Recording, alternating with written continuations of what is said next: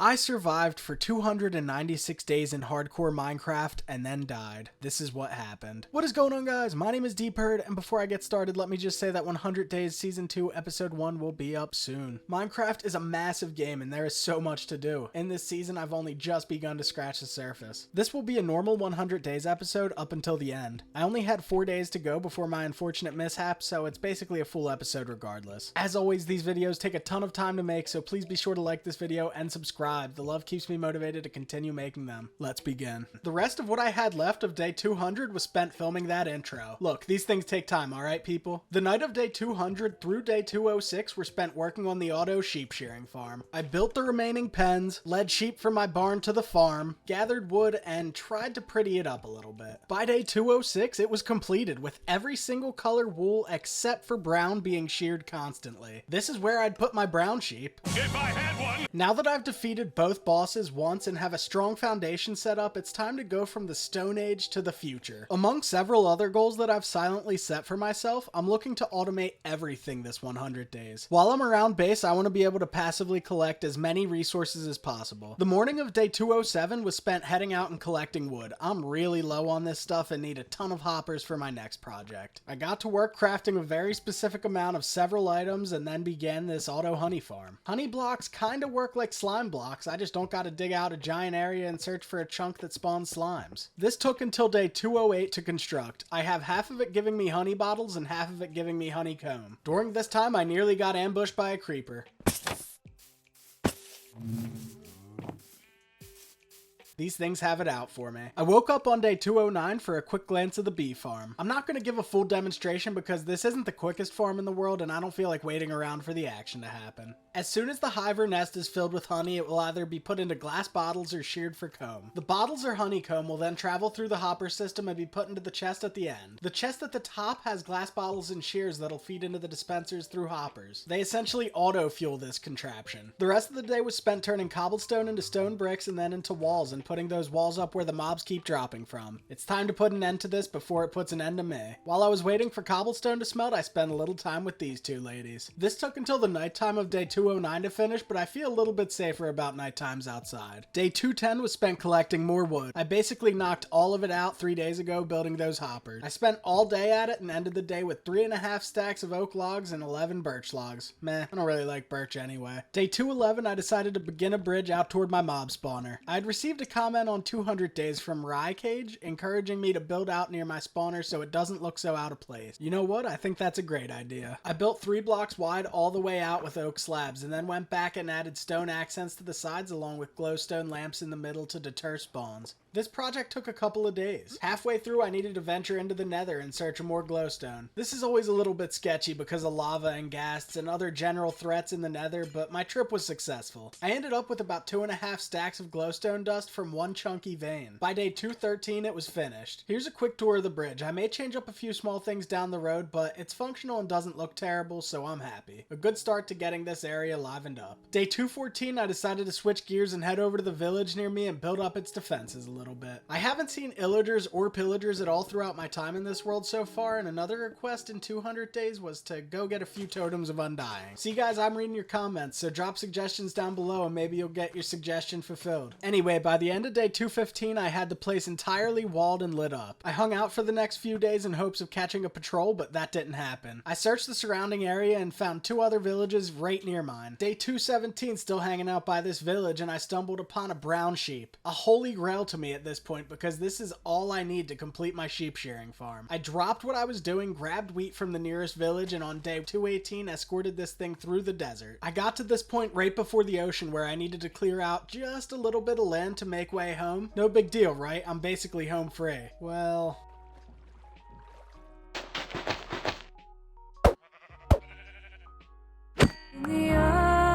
I didn't go home alone though. I coaxed a rabbit into a boat, got it home, and brought it into the barn. I finished the day by heading back and grabbing another one. 100 rabbits would not be worth that brown sheep, but at least I can cross gathering rabbits off of my to-do list. The night of day 218 was spent picking up mending so I could put it on my shovel and repair it. Day 219, I set out in search of snow again. This time I'm not giving up until I find it though. Since I'm automating things, I want to get a snow farm out of the way. It's probably the quickest farm out of any of them to make. I left my base, traveled straight, and didn't stop traveling straight until I found snow. My journey was long, nearly 3,000 blocks. On the way, I watched a fox take out a chicken in the wild. I felt like I was filming for Discover or something. Anyway, I eventually found snow. I took down this igloo and ended up with about a stack. I also grabbed some ice while I was out there. This trip took until day 221. The night of day 221 into day 222 were spent working on a little winter wonderland area for my snow farm and then building the golem. I'll expand it or move it down the road or fix it up if I see fit, but I kinda like it for now. A lot of snow farms utilize 2 blocks, but I just went with a small 1 block design. It's gonna give me more snow than I'll ever need anyway. The rest of day 222 and the night of were spent working on aesthetic work outside of the base. It was raining, so I didn't want to get into any big projects. Day 223 I put together this small chicken coop. It's in no way modeled after a real one, but it's doing the job of automatically collecting eggs for me. I have so many chickens in here that the eggs are going to be overflowing in no time. I spent a little time just chilling around. I wanted to make sure that this thing worked. This took me into the nighttime when I found myself expanding the storage area of my wool farm. The first half of day 224 was spent waiting around by this egg farm. No chickens grew up at this point, and I wanted to make sure that they would while they were standing on top of these hoppers. One did though, so I diverted my attention to clearing land for a new project. You see, I had this villager escape from my base, and he was just chilling here doing nothing. I was going to put him to work as a fisherman, but first, I gotta build him a little fishing shack. Before I begin, just know that my building skills are cheeks. I started this project on day 225 and finished by day 227. It's not great, I just freestyled it. But you know what? The place feels a little more alive. Day 228 until day 231 were spent organizing the storage room. This time I slapped some item frames on my chest to help me stay organized. This took 2.5 days and it wasn't even done. It'll get there though. The rest of day 231 was spent hitting up the trading hall and turning another villager into a toolsmith for the iron trade. Lucky for me, I had a baby villager wander into this other toolsmith cell and grow up. I then spent until the middle of day 232 trading with villagers for experience in order to repair my shovel. Next I began digging a hole out near my wool farm. This is going to be the auto melon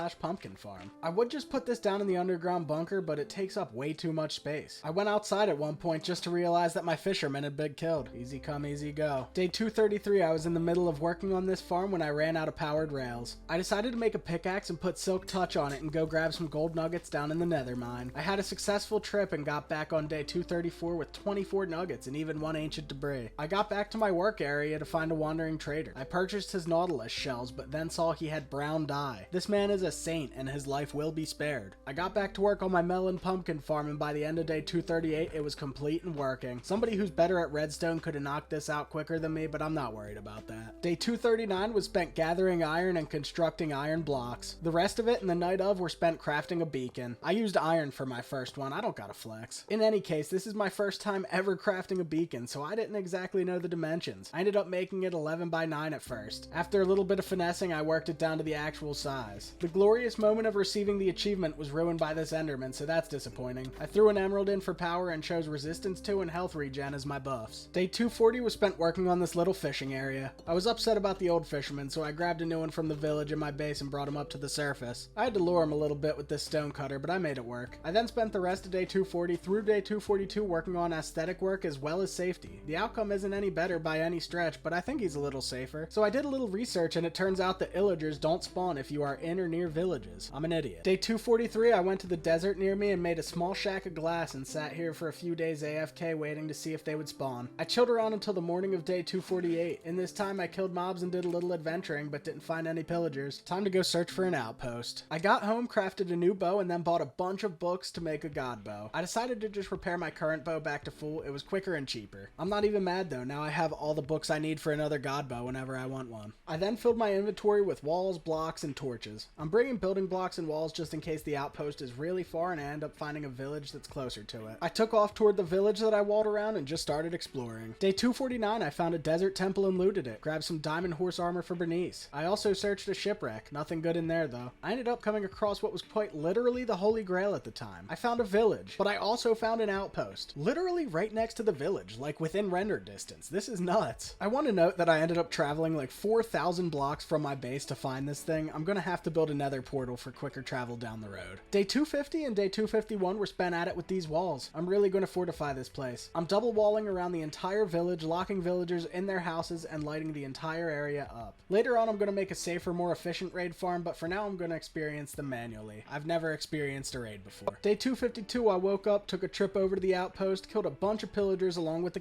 captain, and raided the place. The loot was trash though. I then went back to the village and began the raid. It took until day 253. The sketchiest part were the Vexes spawned by the Evokers. All in all, I ended it with 3 Totems of Undying. Remember, this first raid was just with Bad Omen 1. Day 254 was spent traveling home. The entire day was spent traveling home. Nighttime of day 54, I got home, decked out Bernice in that sweet diamond armor from the temple, and then took advantage of that Hero of the Village effect down in my village. With information on where this village outpost combo are, day 255 I decided to head into the Nether and begin a new branch of the tunnel. This is going to be a quick route between my base and the raid area. Like I said earlier, this is around a 4,000 block trip in the overworld. Through the Nether, it's about 350 blocks though. I like the latter option better. This new branch took until the middle of day 256, but the portal was positioned perfectly. I ended up right in the middle of the village. The night of day 256, I got home to realize that my bow durability was pretty low. I crafted a new one with everything except for punch on it because of the lack of XP, and then I sold things to my villagers and fed animals until I had enough XP to fully deck this thing out. It took until the middle of day 257. From this point, I went into the Nether and took toward my quote-unquote raid farm. By the time I got there, it was time for a snooze though, so that's what I did. Day 258, I took down the second layer of wall around the village. With 1 layer of wall, this place is more than safe as long as I'm around. The raid was going good until like the 3rd wave. I had a couple of raiders get lost. I was going to give up by day 260 when I had pinpointed their location. I dug down, found them, and then lit up the area. Hopefully that'll deter that from happening again. The raid lasted until day 261. I ended up with 6 more Totems of Undying. I also had several sketchy encounters. These Vexes, man. I got home and put these sweet hero discounts to work. I was down there trading through the morning of day 263. I leveled a librarian up to master and picked up name tags, leveled a cartographer to master, picked up a ton of high tier enchanted books from librarians, picked up a bunch of lanterns and a bunch of other items as well. I'm feeling good. Day 263, I prepared materials for my next project, and the night of, I took back toward my raid village. I'm not starting any raids though, at least not yet. The plan is to begin work on a proper raid farm to make the process easier and more efficient. I decided to sleep through this night because there were just too many mobs out in the desert to get any good work done. Day 264 through day 267 were spent working on this farm. I placed it about 200 blocks out from the village, still very close to the outpost though. I copied a YouTube tutorial for the exact specs, and I'm unsure if it works yet even because I haven't tested it. I spent the rest of day 267 and into the night by the outpost hunting pillager captains. I killed 2 of them and then went to test the farm. Oh, it works alright. The raid was over by day 268 and I had 6 more Totems of Undying. That's cool, but I want to see what Bad Omen 5 looks like here. I spent overnight and into day 269 killing captains until I had Bad Omen 5 and then ran right over to the farm for another raid sesh. I completed the raid by the night of day 269 and now have 14 totems in the chest. It's not enough though. I need more. I chilled around until day 273 and completed 2 more Bad Omen 5 raids. At this point I have 37 totems in the reserve. You know, I think this is alright for now. I got home and switched gears to focus on a new project. Day 274 through the night of day 275 were spent working on a little expansion outside. This is a new farm area. I'm dedicating it solely to wheat. It's going to be manual at first. Maybe down the line I'll bring a couple villagers out here and automate it. Here's a quick tour of it, pretty much complete as of now. Day 276 was spent working on that last sheep pen and dyeing the sheep brown with the dye from the Wandering Trader. Here it is, complete in all its sheepy glory. I then took a walk around assessing how well my drops were from all these farms. Yeah, I'd say I'm in pretty good shape. In fact, too good a shape with the wool situation.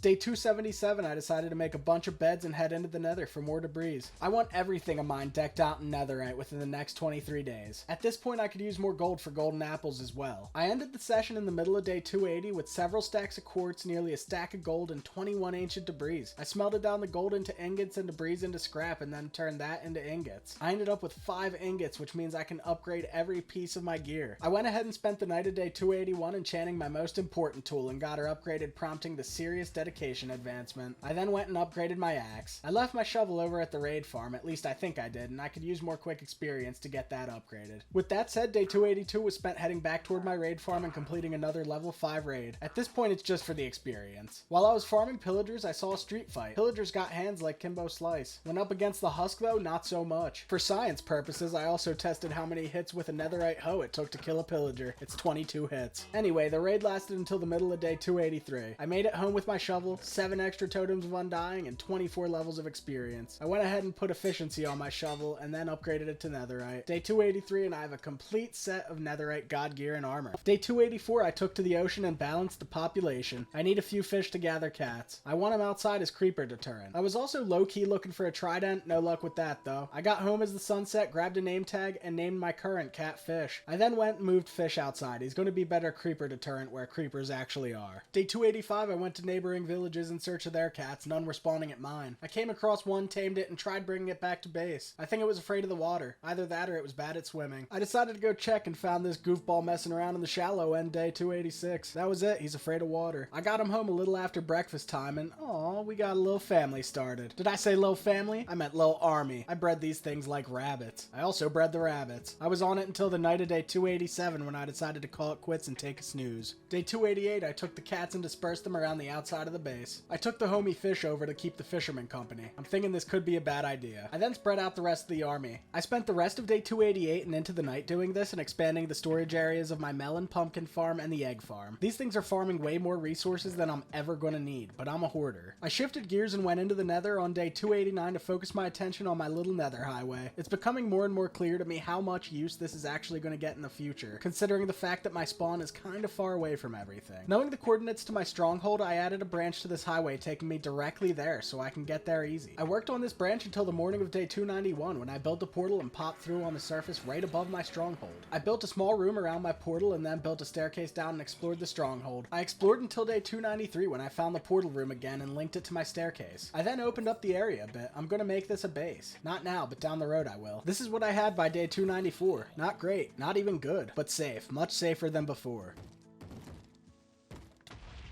Day 296, I looked through the Totem of Undying chest just to realize how close I was to having it filled. Only 10 more for a full chest. I don't need a full chest, but I'm a greedy boy. I took toward my raid farm to get some raiding done, and I'll let you guys watch it yourselves.